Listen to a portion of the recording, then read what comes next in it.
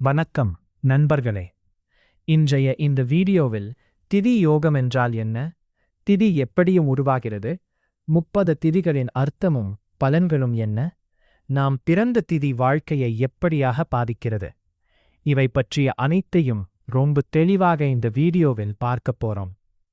திதி என்றால் என்ன? ஜோதிடத்தில் சூரியன் மற்றும் சந்திரன் இந்த இருவருக்கும் இடையே ஒவ்வொரு 12 டிகிரிக்கும் ஒரு திதி உருவாகின்றன. அதை ஒரு திதி என்று சொல்கிறோம். மொத்தம் 360 டிகிரியை 12 டிகிரியாக பிரித்து 30 திதிகளாக வருகின்றன. ஒரு மாதத்தில் 30 திதிகள் இருக்கின்றன. திதி என்பது சந்திரனின் இயக்கத்தை அடிப்படையாக கொண்ட ஒரு கால அளவு. சுக்லபக்ஷம், கிருஷ்ணபக்ஷம், இந்த 30 திதிகள் இரு முக்கிய பகுதிகளாக. சுக்லபக்ஷம் 15 திதிகள், அமாவாசை முதல் பௌர்ணமி வரை, வளர்ச்சி, தொடக்கம், நல்ல காரியங்களுக்கு. கிருஷ்ணபக்ஷம் 15 திதிகள், பௌர்ணமி முதல் அமாவாசை வரை, ஆழ்ந்த சிந்தனை, முடிவுகள், ஆன்மீக முன்னேற்றம்.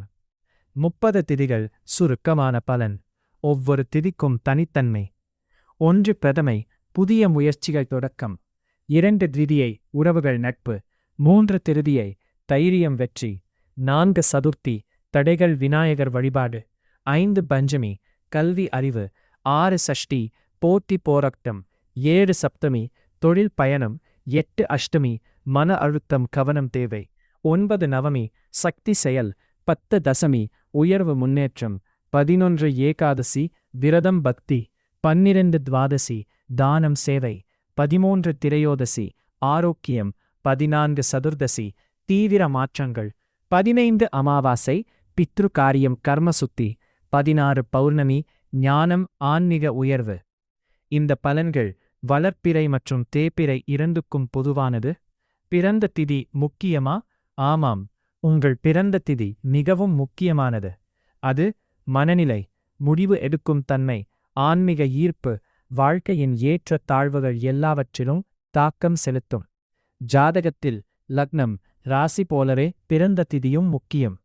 திதி யோகம் பயன்பாடு: முகூர்த்தம் தேர்வு, திருமணம், கிரகப்பிரவேசம், விரதங்கள், பூஜைகள், ஏகாதசி, அமாவாசை, பௌர்ணமி.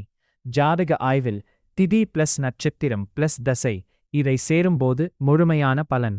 இந்த வீடியோ உங்களுக்கு பயனுள்ளதாக இருந்தால் லைக், ஷேர், சப்ஸ்கிரைப் செய்ய மறக்காம பாருங்க. உங்கள் பிறந்த திதி தெரிந்தால் கீழே கமெண்ட் பண்ணுங்க.